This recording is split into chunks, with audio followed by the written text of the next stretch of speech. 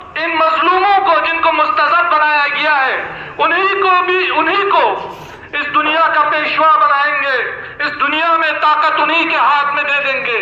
تو آپ یہ بات یاد رکھیں کہ جس اسرائیل نے سینچری ڈیل کی، جس اسرائیل نے اوسلو ایکارڈ کیا، جس اسرائیل نے آج نارملائزیشن کے نام پہ ایک نیا اصطلاح، نئی ٹرمینالوجی انہوں نے بنائی ہے، نارملائزیشن، اور ایک ابراہیمک ایکارڈ انہوں نے کیا ہے، اور اس میں یہ کہہ رہے ہیں کہ جو یہودی ہیں، مسلمان ہیں، کرسچن ہیں، یہ سب ہم جو ہے حضرت ابراہیم علیہ السلام کے ماننے والے ہیں، ہم سب ایک ہی نسل سے ہیں۔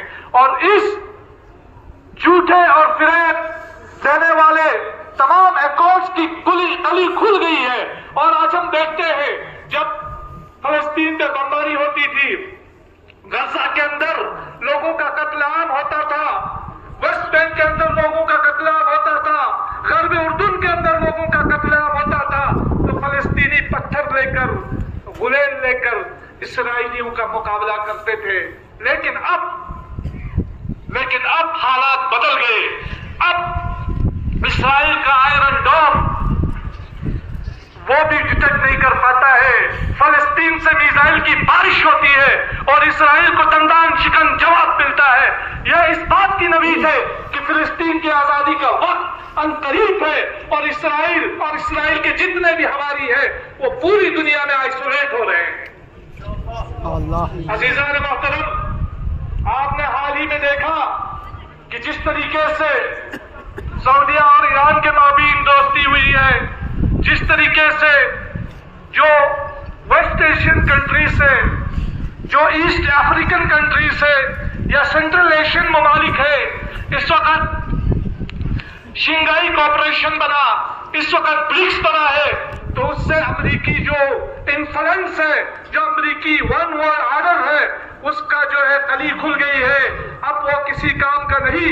امریکہ دھیرے ذلت اور رسوائی کے دلدل کی طرف جا رہا ہے، اور امریکی سامراج اپنے اختتام کی طرف جا رہا ہے۔ جیسا کہ مقام معظم رہبری نے فرمایا تھا کہ اسرائیل آئندہ آنے والے 25 سال نہیں دیکھے گا، لیکن گزشتہ دنوں جب الاقصی کے حالات بگڑ گئے اور جب فلسطینی مزاحمت کاروں نے مزاحمت کی، اور یہ مزاحمت کا حق اقوام متحدہ کے چارٹر میں ہے کہ جب کوئی آپ کی سرزمین پہ حملہ ور ہوتا ہے تو آپ کو اپنی دفاع کا حق ہوتا ہے، یہ بین الاقوامی قانون ہے۔ اور اسی قانون کے تحت 2006 میں حزب اللہ نے اسرائیل کا مقابلہ کیا، اور ابھی فلسطینی اسرائیلیوں کا مقابلہ کر رہے ہیں، اور ہم نے دیکھا کہ اسرائیل کو منہ توڑ جواب دیا گیا ہے۔ اور جب یہ چیزیں کھل کے سامنے آئی تو رہبر معظم نے پھر سے فرمایا کہ میں نے تو 25 سال کہا تھا، لیکن اسرائیل کو اپنے زوال کی جلدی ہے، اور مجھے تو لگتا ہے کہ اسرائیل 25 سال بھی نہیں دیکھے گا۔ عزیزان محترم، یہ وہ چیزیں ہیں جس کو لے کر ہمارے علماء نے، بت شکنہ سے امام خمینی رحمت اللہ علیہ نے اپنے دور میں مسلمانوں کو آگاہ کیا، اور مسلمانوں کو اس قبضہ مافیا کے خلاف، بین الاقوامی قبضہ مافیا کے خلاف متحد کیا۔ عزیزان محترم، یوم القدس مستکبرین کے خلاف مستضعفین کی جنگ کا اعلان کا دن ہے، اور یہ یوم القدس ہر مستضعف کی حمایت کا دن ہے۔ آج ہم دیکھتے ہیں کہ یمن کے حالات بدل گئے ہیں، آج ہم دیکھتے ہیں کہ شام کے اندر جو داعشی گروہ تھا، جنہوں نے بڑے دعوے کیے تھے اور لوگوں کے گلے کاٹ رہے تھے، ان کا بھی خاتمہ ہوتے ہوئے ہم نے دیکھا ہے۔ ہماری آنکھوں نے یہ زندہ چیزیں اپنے دور میں دیکھی ہے۔ انشاءاللہ اس انقلاب کے منتظر ہم سب لوگ، اس عالمی انقلاب کے منتظر ہے کہ جس کی نوید ہمیں سنائی گئی ہے۔ انشاءاللہ وہ دن بھی دور نہیں جب حجت ابن الحسن العسکری اجل اللہ تعالیٰ فرجہ الشریف قیام فرمائیں گے اور اس دنیا کو عدل انصاف سے بھر دیں گے انشاءاللہ۔ محترم عزیزان گرامی، یہ ظلم کا سلسلہ جہاں کہیں بھی ہو، ہم کو مذمت کرنی چاہیے۔ آج جب ہم اپنے ملک کے اندر بھی حالات دیکھتے ہیں، بالخصوص ہم دیکھتے ہیں کہ کچھ لوگ مذہب کے نام پہ दूसरी अकलियतों को और बिलखुसूस मुसलमानों को तशद्दुद का निशाना बनाते हैं।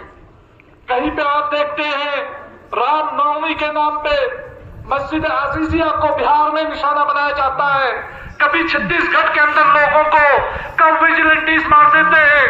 कहीं आप देखते हैं कि एक एमपी को, एमएलए को यूपी के अंदर भले ही वो मुजरिम हो, लेकिन सजा देने का हक कानून को है, मगर पुलिस की हिरासत के अंदर उसे कैमरे के सामने मार दिया जाता है।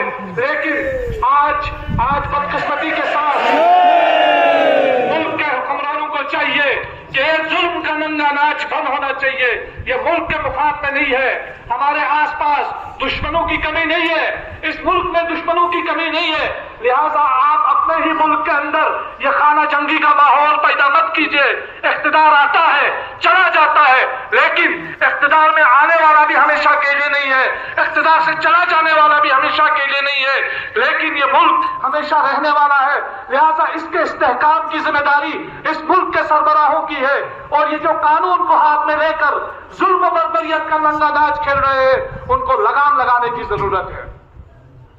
मोहतरम अजीजान गिरामी, कुछ हमारे इस खित्ते के अंदर भी जो मसाइल है, मैं इजाजत से उलमाए किराम की उनकी तरफ भी तवज्जो मबजूल कराना चाहता हूं। जैसे कि हम लोग देख रहे हैं 5 अगस्त 2019 को एक अजाब हम पे नाजिल हुआ। जबरदस्ती हमें अपनी ही रियासत से अलग करके जबरदस्ती हम पे यूटी थोप दिया गया, और यूटी थोप के हमें बहुत बड़े बड़े सपने दिखाए गए।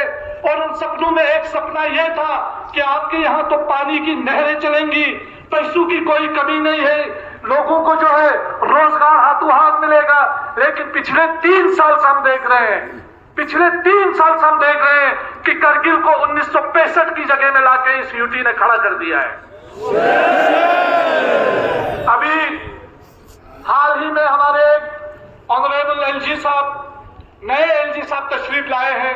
लोगों की बहुत सारी तवक्कात इस एलजी साहब से है, क्योंकि हमने देखा पिछले 3 सालों में जो हमारे साबिका एलजी साहब थे वो 3 साल में 3 बार करगिल आए, लेकिन मौजूदा जो हमारे एलजी साहब है वो कम से कम पिछले 2 महीने में 2 बार करगिल तशरीफ लाए हैं। और हम उम्मीद करते हैं कि जैसे एलजी साहब खुद ने कहा है कि मैं ट्रांसपेरेंसी रखूंगा, मैं अकाउंटेबिलिटी रखूंगा, मेरे इस दौर में कोई भेदभाव नहीं होगा, तो हम भी यही चाहते हैं कि ये भेदभाव नहीं रहे।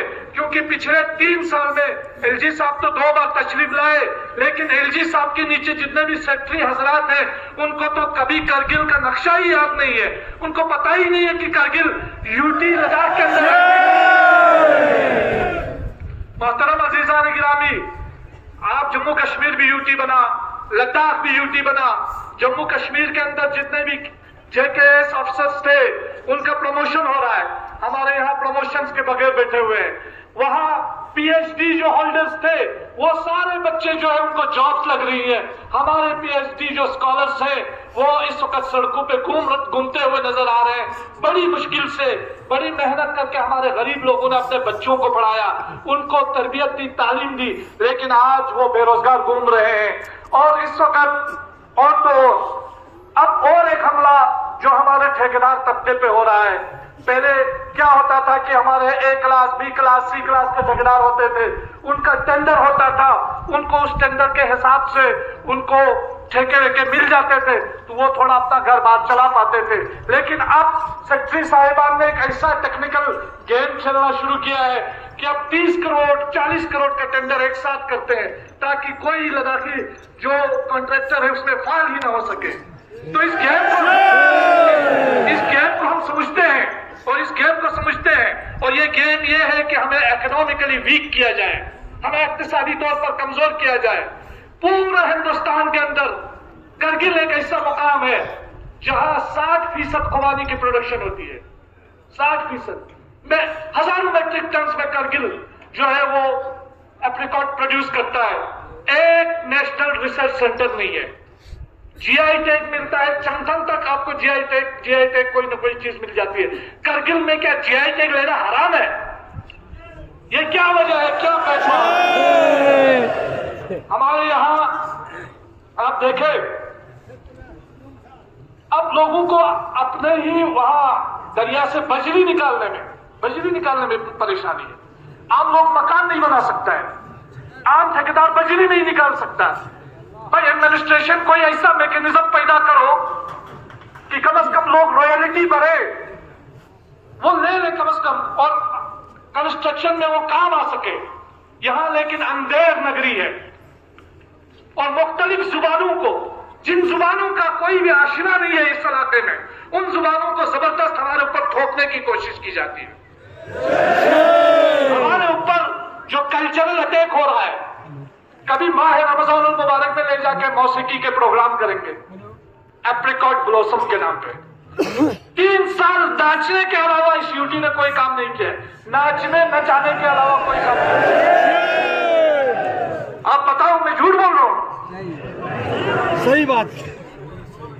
स्कूलों की हालत देखिए, स्कूलों का एक मैंडेट ये बन गया है कि पढ़ाई कम, नाचो नचाओ, नाचने वाली चीजें करो, और कोई काम नहीं है। क्या हमारा उठना बैठना खाना पीना सब कुछ नाचना गाना है? कल्चर के नाम पे यही चीजें होंगी। तो ये चीजें, इन चीजों पर रोक लगाने की जरूरत है। हमारे कस्टम का, हमारे कल्चर्स का, हमारे जो इलाके के रिवायात का, उसका एहतराम करना यूटी इंतजामिया की जिम्मेदारी है। और दूसरी चीज, बड़े सपने दिखा के कहे गए कि आपके यहाँ डायरेक्टर्स आएंगे, कुछ डायरेक्टर्स, आपके यहाँ डायरेक्टर्स को कारगिल का नाम भी पता नहीं है। हमने एलजी साहब से रिक्वेस्ट किए, और इस वक्त हमें सिर्फ एलजी साहब से तवक्का है कि एलजी साहब इस पर फौरी एक्शन लेंगे, और इन डायरेक्टर्स को कारगिल में बैठना पड़ेगा। कारगिल कोई लद्दाख यूटी से अलग कोई इलाका नहीं है, कारगिल हिंदुस्तान का पार्ट है।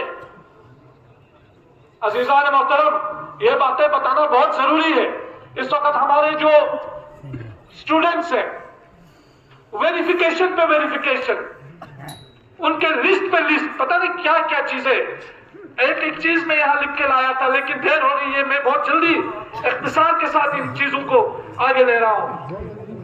रहबरी खेल के मुलाजिमीन परेशान है, वीडीसी विलेज डिफेंस कमेटी के लोग, जो जम्मू कश्मीर जब स्टेट था, हमारे हर गांव में विलेज डिफेंस कमेटी में बहुत सारे लोग होते थे, लेकिन अब वो खत्म किया गया। आईआरपी बटालियन का बाज़ाब्ता हेडक्वार्टर कारगिल में है, लेकिन अभी तक यहां हेडक्वार्टर आ नहीं पाया, ऑर्डर होने के बावजूद भी। और अब जो है एक और चीज, ड्रग्स के खिलाफ एक मुहिम की बात है। हमारे पूरे उलमाए किराम, पूरी जमीयत उलमा और पूरे कारगिल के अवाम ड्रग्स के खिलाफ एडमिनिस्ट्रेशन के साथ है, लेकिन एडमिनिस्ट्रेशन सिर्फ इसको प्रेस कॉन्फ्रेंस तक महदूद न रखे।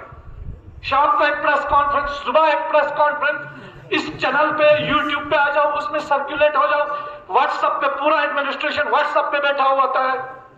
अरे भाई, कोई जमीन में काम करके दिखाओ, ड्रग्स माफिया को जमीन में कुछ आप जो है पकड़ के दिखाओ। और लेह को देखो, लेह में 3-3, 4-4 लोगों को हमेशा पकड़ा जाता है, ड्रग्स पकड़ा जाता है।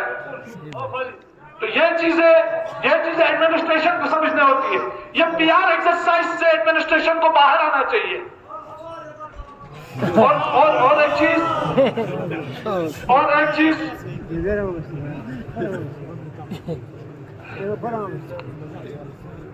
और एक चीज हमारे जो मुलाजिमीन के मसाइल हैं वो मैंने बोला, लेकिन एक जो इश्यू है इस वक्त, पूरे लद्दाख का जो इश्यू है इस वक्त, कुछ लोग ये बयान भी देते हैं कि लद्दाख के अंदर एंटी कन्वर्जन लॉ होना चाहिए।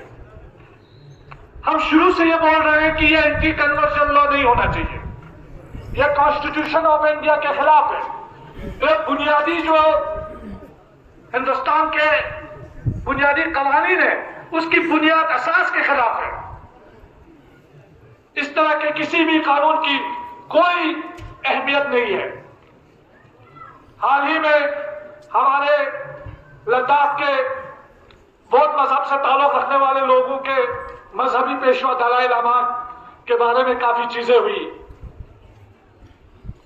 जितने भी मीडिया आउटलेट्स ने दलाई लामा जी की शख्सियत को मस्ख करने की कोशिश की, हम उसकी पुरजोर अल्फाज में मजम्मत करते हैं। और ये पूरे लद्दाख के लोगों ने देखा है कि जहां जहां लद्दाख के मुसलमान, चाहे वो शिया हो, सुन्नी हो, अहले हदीस हो, नुरबख्शिया हो, करगिल का हो, लेह का हो, सब ने बिला इत्तिफाक दलाई लामा जी के तौहीद के खिलाफ मजम्मत की है, मजम्मत करते हैं। लेकिन हम भी ये चाहते हैं, ये चीज चाहते हैं कि ये जो भगवा कपड़ा पहनकर पैगंबर इस्लाम की जो तौहीद करते हैं, उनके खिलाफ भी हम सबको लद्दाख के अंदर एक जुट होकर आवाज उठाने की जरूरत है, ताकि कुरान के खिलाफ, पैगंबर इस्लाम के खिलाफ या बौद्ध मजहब की किसी भी दूसरे मजहब की मजहबी मुकद्दसात के खिलाफ कोई तौहीद ना हो पाए। मैं आखिर में आप तमाम लोगों का एक बार फिर शुक्रिया अदा करता हूँ, उलमाए किराम का भी शुक्रिया अदा करता हूँ कि आपकी इजाजत से ये सारी चीजें मैं यहाँ पे रख पाया। अस्सलाम वालेकुम व रहमतुल्लाह।